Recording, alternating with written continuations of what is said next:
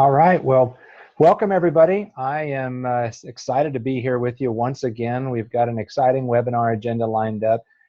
We've got steps to manage and decrease stress as our primary topic for tonight, and we have a special guest, and I'll introduce him in just a moment, but we're going to get a chance to do a little Q&A with author Kevin McCarthy, and he's going to be talking a little bit more about how to live your life on purpose. So you're not going to want to miss this fast-paced. We're probably going to be done in less than 30 minutes. So if you don't have a pen and paper in front of you or your writing ability, you are going to want to take notes on this particular event.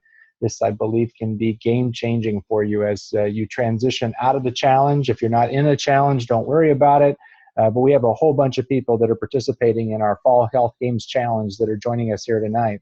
I've also got my trusty sidekick panelists, Donnie Alvarenga and Michelle DeFabio are with us tonight. And so you're going to get a chance to hear a little bit about how they are busting through stress in their life and de-stressing their life and living on purpose.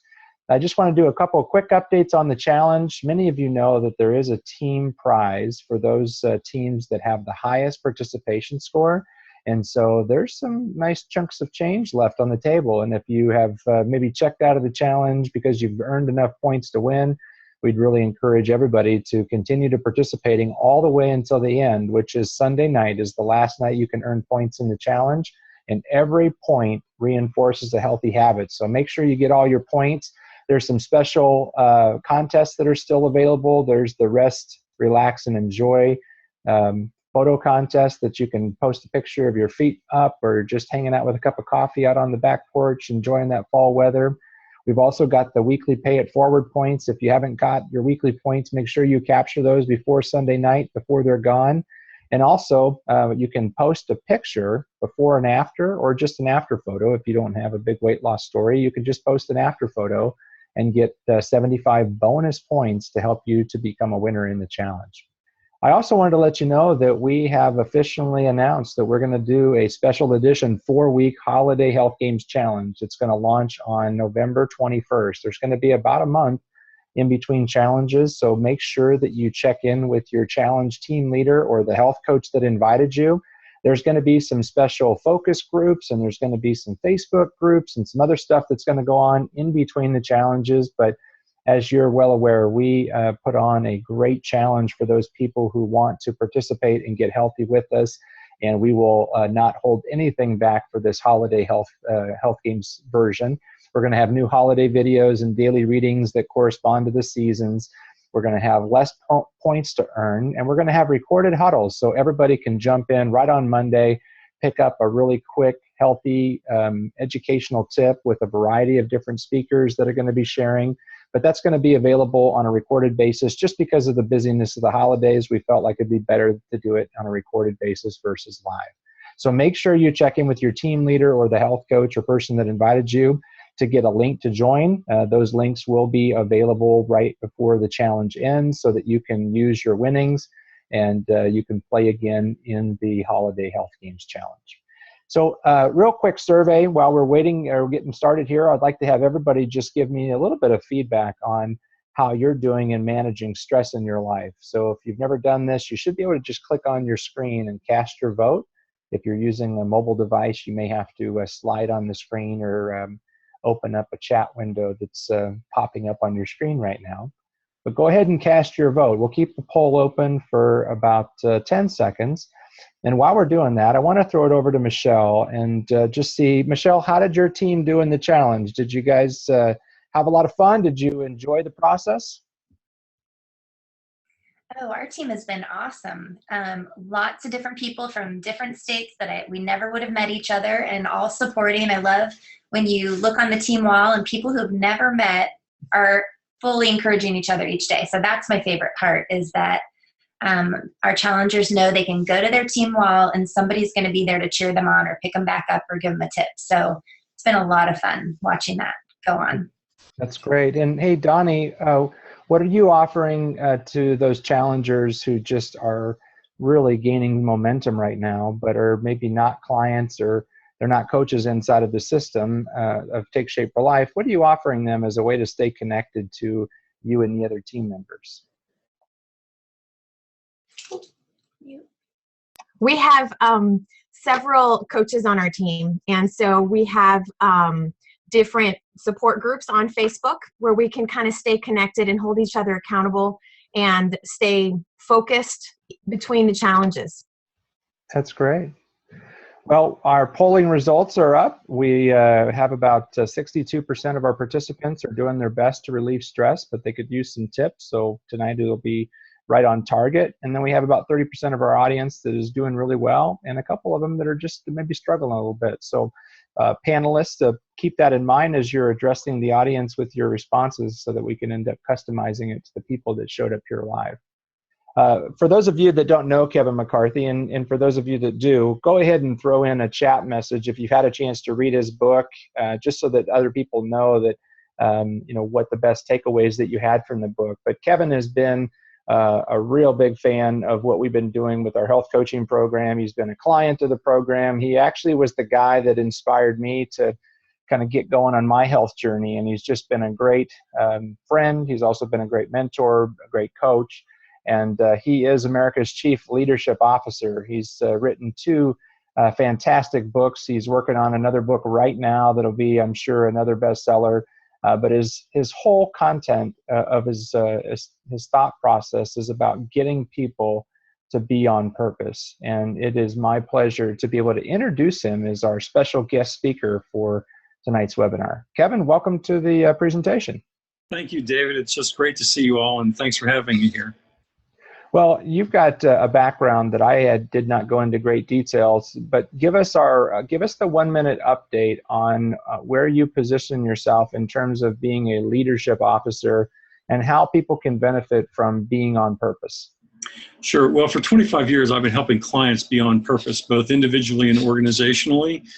And about 15 years ago, I came up with this idea of a chief leadership officer, with the idea being that there's something wrong in business today. And so as a result, the idea of a chief executive officer is an obsolete concept whose time has come to go, and it will be replaced by a chief leadership officer who's basically looking at 3 things: how to position the company to be a leader in its chosen field, how to position people to be leaders in their lives, and how to integrate those 2. So that's going to be the role of a chief leadership officer in the future, and the book that I'm writing right now about that is really laying the framework for that. And a lot of it involves the on-purpose material that I've done over the last 25 years.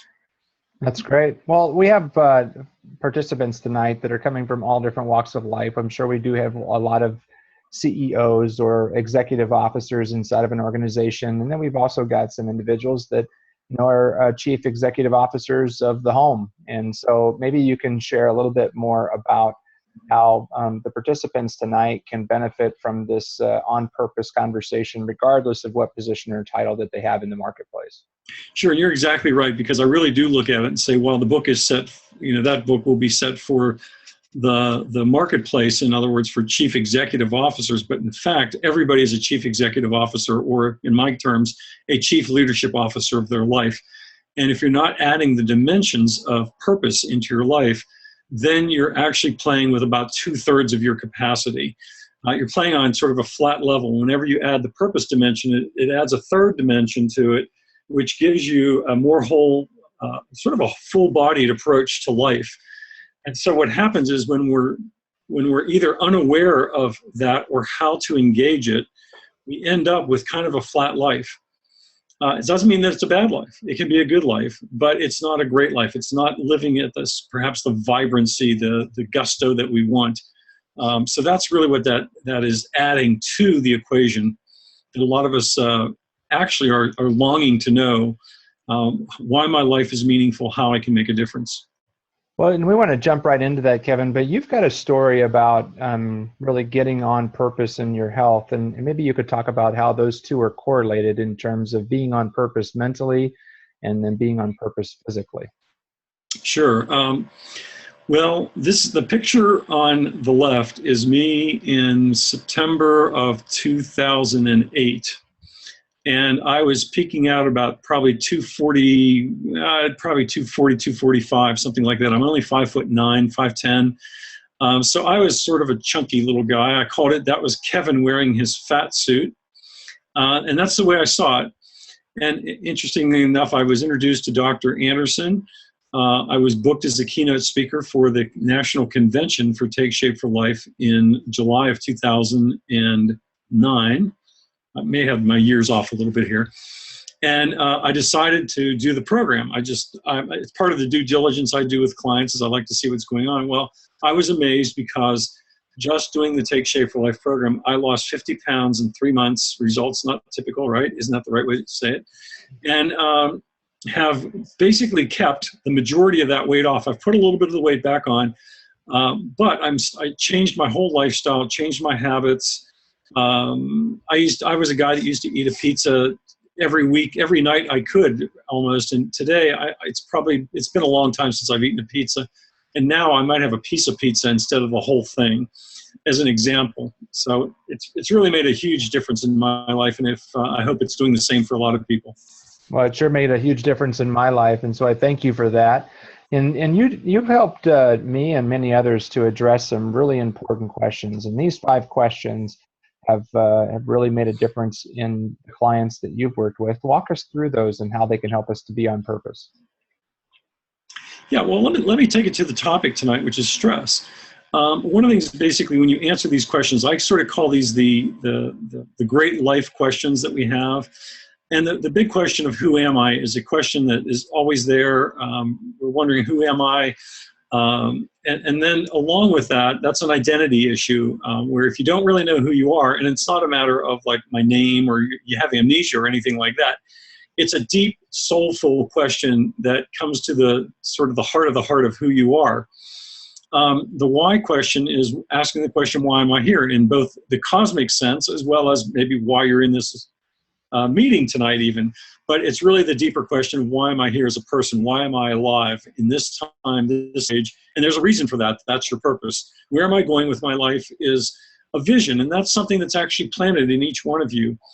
Sometimes you look at it as dreams. The difference between a dream and a vision is a dream is a dream and a vision is a dream with a plan attached to it and clarity, and it's written out. Where am I going? Is really trying to answer that question of the vision. How will I get there is the mission. So for instance, if I can use you, Dave, you've chosen to say, how I have a purpose, I have a vision of where I want to go with my life, and I'm looking at Take Shape for Life and Optavia as a vehicle to help me get to where I want to go with my life. And that's an area where you are. You're also a married man. So at some level, marriage is a role that you are playing that says, here's how I'm trying to create the life that I envision for me. And then, and that's a simple version of it. And then values are what's important. So you're really looking at it and saying, what's important? How do I make that work? So what I did is I realized that these are the questions: purpose, vision, mission, and values, and identity are the questions of leadership and strategy. And for many people, they sort of look at it and say, well, that's what CEOs do. That's what big companies do. But I don't do that. Well, 25 years ago, when I started to explore these words, I said, why not? But the problem is most people, the concepts are confused.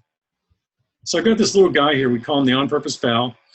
And what it's really doing is saying that purpose is a matter of the heart. If I point to you and say, point to yourself, most people will point to their chest, their heart, because that's where they live. They live in their heart. They think with their mind. They envision in their mind's eye. They envision what's happening with their missions. This is what they do with their hands and feet, whether it's being a coach with Take Shape for Life or a school teacher or a lawyer or whatever you may be. Those are the missions of what you're doing, the activities, and then the values are in your throat and in your gut. So if you violate your values, you feel it in your throat and your gut. So what happens is when your heart, your head, and your hands are aligned, you're on your purpose. Another way of looking at this is you can think of purpose as that's your being. That's who you are. Vision is what you're seeing or imagining. Doing is what you're doing, the day-to-day activities, and then you're choosing with your values. So again, it's this repetition of this thing where the heart, the head, and the hands are aligned within your values. You're on your purpose.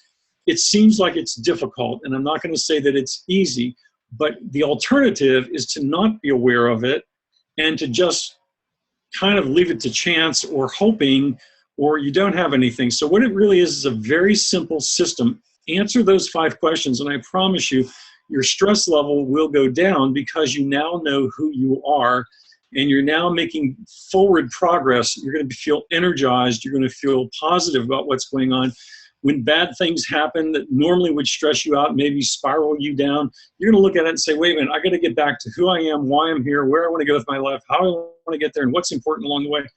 I'm going to get myself over this one. And you surround yourself. This is one of the beautiful things that this program's doing, that the health challenges are doing. They're surrounding you with like-minded people who are sitting, when you're feeling kind of lousy, you're in that 11% where you say, I feel like my life is not working well. Maybe there's somebody, you just say it, say, look, life sucks right now. And then somebody comes along and says, hey, what's going on? How can I help? And then you talk, and then you find somebody else says, yeah, I feel the same way. And you work it through. This is the power of what is going on in these health challenges. And I commend David and the rest of the team for what they're doing to bring you together, to uplift one another in the midst of this. Don't be alone. Don't be isolated. That's where you're going to get even more stressed. So just the ability to reach out and ask for help if you're in that place, or to be in a position where you can give help, is also a great way to just sort of, at some level, you feel empowered, you feel like you're making a difference and contributing. Well, Kevin, there's obviously a lot of different directions that we could take this, but in the short time that we have, could you give us an example? You've worked with so many different people that from such wide ranges. Could you maybe just kind of give us like a slow walkthrough, or like a 5,000-foot level of, here's some stepping stones that if you're feeling stress, or if you're feeling distress in your life that is causing you to emotionally eat, or if you're causing yourself to maybe feel so overwhelmed that you don't decide to go do exercise because you don't feel like you have the time to do it because you're so stressed out with work or with kids and all that other stuff. How would you recommend to that person that's feeling that level of stress to help them to gain that sense of peace in who they are, why they're here? What would be your course of action? Yes, and remember that this is a broken vessel communicating this, not the picture of perfection. How's that? Because remember, those of us who write about that we struggle with the most. And as we work our way through it, we're trying to just lay breadcrumbs for those that may want to come behind us.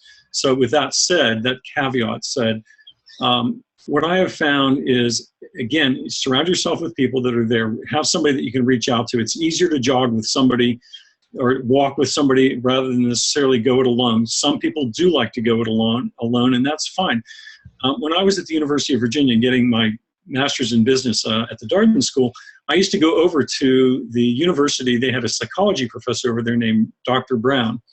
And Dr. Brown's whole psychology class, they used to call him the running doctor, was based on the idea that if you're feeling down, go out and take a walk or run. Of course, he had a young college population, so he had them take journals. So every time they would feel down, they'd go out and do exercise. They'd walk or do something. Of course, the physiological benefits of that are the endorphins start to kick in, and you start to get sort of up, and you feel some things like that. So again, if you know that there's a pattern in your day where you're likely to feel sort of down, schedule a time with somebody to come meet with you, or call somebody, or reach out. I have a program that I listen to where it actually can energize you. It's called brain.fm, and it has music that you can listen to that sort of can energize you, or it can help you go to take a nap or go to sleep or do some things like that. And that's something I found has been pretty useful from time to time. Whenever I can't fall asleep, I put the Brain FM with the headphones on, and all of a sudden I'm passed out. It's kind of nice. So again, everybody's going to find their own technique that's going to work for them, whether it's exercise, other people, an app. But at the end of the day, you have to decide how important it is for you to be on purpose. One of the things none of us can do is I cannot motivate you. You can only motivate yourself, but you can create an environment where you can be more likely to be motivated. I can give you some inspiration. I can breathe some things into you, but you're the one that has to decide to receive that. You're the one that has to decide how I want to put that to play. So at some level, this is your responsibility, and to set it up so that you can be able to achieve what it is you want to achieve in your life. Great. Well, I'm going to throw it over to Donnie Alvarenga. A lot of you have heard Donnie's story. She's She's been a nurse. She is a nurse. She's got a great transformation story. And I want her to walk us through just this whole concept of being blasted and how we move through the different quadrants of life by really making that fundamental choice of, really getting on purpose and actually organizing our life around what matters most. Donnie? Well, I absolutely love the concept of being on purpose as an antidote to stress, because stress keeps us in this loop of just reacting. And when we actually stop and say, why am I here? What is the whole point? Then we're able to kind of stop the madness, if you will, of stress. And so I absolutely love that concept, Kevin. And the community that we have through the health challenges, as he was talking about, having somebody hold us accountable, that's huge. When I have a bad day, going out for a walk would be great, but that's when I don't feel like doing it. But then I have this team that depends on me. I absolutely love the fact that we have a team challenge now where we can win. So my team is counting on me, and that plays a huge role for me. That's great. And we're all trying to improve in all aspects of our health, and not just our physical health. We're trying to, get our mind right. And this has been 7 years of a journey. And I think that we're all broken vessels at some level, right? We're all trying to improve. And sometimes when we put everything together, life breaks it all up again, whether it's a death of a loved one or maybe a sickness or a broken relationship. And that's where this community and strengthens us. It brings us together. And that's sometimes where a simple challenge can put you back into the game again and get you moving forward in your life, regardless of whether you're a 1 in each one of these particular areas. Michelle, talk a little bit more about how your life became more on purpose by just moving into a career that wasn't necessarily stressing you out and taking you away from your family, because I know that that's a big part of your story. Yeah, that was so nice to look back on, because I was just thinking about how when I went to college, I went and got my master's, and I thought, I'm going to teach, and then I'm going to teach until I retire. And I got into the teaching and realized I'm really unhappy and I'm really stressed out and I really miss my kids. And I don't know how to get out of this because I have my master's and this is what I'm supposed to do. And so it was really an interesting year when I got to explore health coaching. So what I did is I put my job on hold. I requested a leave and I went home, and I was an at-home mom who was a health coach, and I learned how to coach. And then I just clicked request another year, request another year until the 4th year they asked me to report back to my elementary school home base or retire. So I retired, but it took that moment of realizing I'm not happy, I am stressed. I can either sit here in this and not be very happy, have that flat life like Kevin was talking about, or I can explore something else. And so I changed it. I walked into my boss's office and I let him know he could give my job to someone else for the next year. And then he told me that decision wasn't authorized. And it just solidified, okay, I'm going to call my own shots for a year and see how that goes. What I didn't realize was that during that year, our kindergartner, Olivia, was really sick. She'd actually throw up in her sleep. And we didn't know what it was. And we had tests done. We had her put to sleep. We did all of that. And honestly, the month that I came home, it all stopped. There was no nail biting. She wasn't sick. I realized the stress that Michael and I had in the home was oozing onto the kids. We were rushing. We weren't happy. Everything was never enough. And then once I got to change that environment, it had a huge impact on the whole family, actually. So you made a major change, obviously, but you took 4 years to really make that to be more of a final commitment for you. But talk a little bit more about some of these other things that you have maybe tried or recommended to others to help them to de-stress their life. Definitely one thing too, I don't know if this resonates with anyone, but when you're feeling really stressed out, pause and think, are you even breathing? Sometimes I'm not even breathing. I'm shallow breathing, and I have to remember to take that deep breath, just like we've had in the challenge. Those are there for a reason, because when we get stressed, we lock down on that. So if you can pause in your moments of stress, it'll also keep you from reacting. So take a deep breath. I've learned from Dr. Anderson, take a sip of water, drink a gallon if that's what it's going to take, right? Keep drinking it till you can recenter. And then sometimes you might just have to say, well, that's interesting. And then reach out to your community and go, what are we going to do about this? I need help. I'm in a bad spot. So it's that pause, recenter, And also knowing everything's not always going to go well. I kind of was raised thinking everything's going to be great and perfect and everything should go just perfect. It's fully not going to. So getting yourself ready with some ways to deal with it when it comes. Getting out for a walk, just a 20-minute walk will absolutely change your mood. Grabbing a friend to meet you out on that 20-minute walk would be the gold star of that. I usually say stay away from cat videos, but if you need to laugh and you need to change channels in your brain, just go watch something silly or Google babies laughing and just watch a couple minutes of that.